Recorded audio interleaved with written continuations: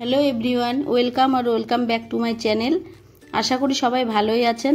অনেক দিন পরে আবার একটা ভিডিও আপলোড করছি। আসলে এই ভিডিওটা আরও কিছুদিন আগে করা, কিন্তু এডিটটা করতে দেরি হয়ে গেল।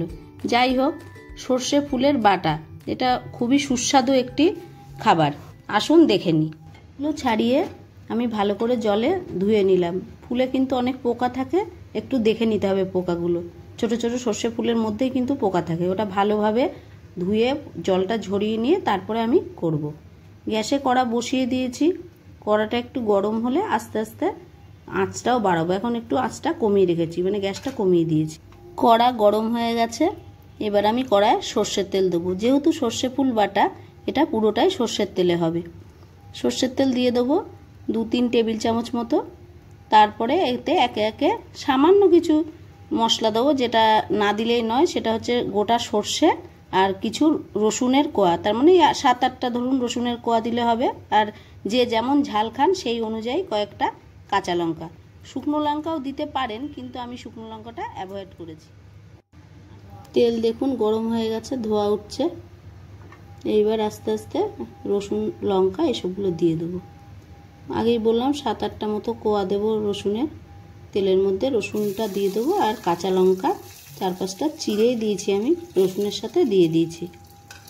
আর সর্ষেটা এবার দেব। সর্ষেটা একটু পরে দেওয়ার কারণ, অনেক সময় না সর্ষেটা তেলের মধ্যে ভাজলে তেতো তেতো লাগে, কিন্তু সর্ষে ফুল বাটা একটু সর্ষে না দিলে নয়, তাই দিয়েছি।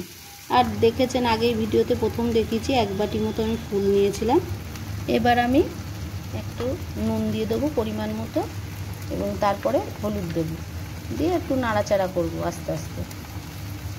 দেখুন আস্তে আস্তে কি সুন্দর মজে যাবে ফুলগুলো, এবং নাড়াচাড়া করতে করতে মাঝে মাঝে ঢাকবে।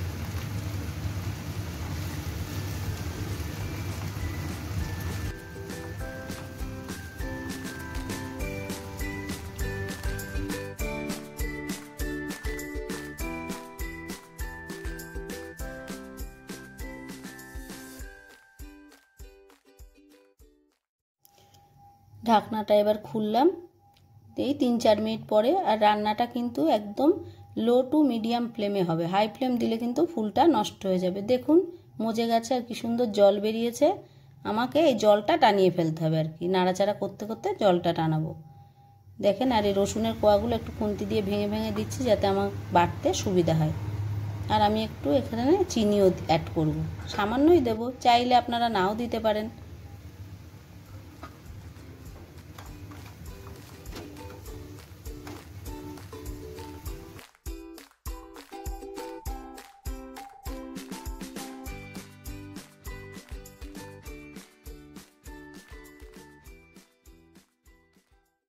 এবার আমি আবার নাড়াচাড়া করব।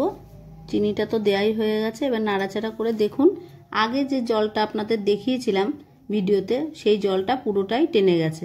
এবার মানে টানা হয়ে গেছে, মানে শুকিয়ে গেছে। এবার ভাজাটাও আমার কমপ্লিট হয়ে গেছে। এবার এটা গ্যাস অফ করে নামিয়ে নেব, আর একটু ঠান্ডা হলে বেটে নেব। আপনারা চাইলে এই ফুলের মধ্যে ছোট ছোট চিংড়ি মাছ দিয়েও বাটতে পারেন, সেটাও অসাধারণ লাগে খেতে, কিন্তু এটা আমি চিংড়ি ছাড়াই করলাম আজ। যাই হোক, আমি ফুল বাটা খেতে ভীষণ ভালোবাসি। আশা করি সবার ভালো লাগবে। আপনারা সবাই ট্রাই করবেন, আর বন্ধু বান্ধবের কাছে শেয়ার করবেন। খেলে দেখবেন ভীষণ ভালো লাগবে। আর গরম ভাতে খাবেন অবশ্যই, ঠান্ডা হয়ে গেলে কিন্তু খুব একটা ভালো লাগবে না, কারণ সর্ষে ফুলটা হালকা তিতকুটে আছে। কিন্তু হলে কি হবে, গরম ভাতে এটা খেতে ভীষণই ভালো, শীতকালের একটা ভালো খাবার। ফুলটা ঠান্ডা হয়ে গেছে। আমি এবার এটা শিলে বেটে দেবো। শিলে বাটা টেস্টটা ভালো লাগে, সেই জন্য আমি শিলেই বাটছি। এটা 2-1 বার বাটলেই বেশ মসৃণ হয়ে যাবে, একদম চন্দনের মতো বাটা হয়ে যাবে।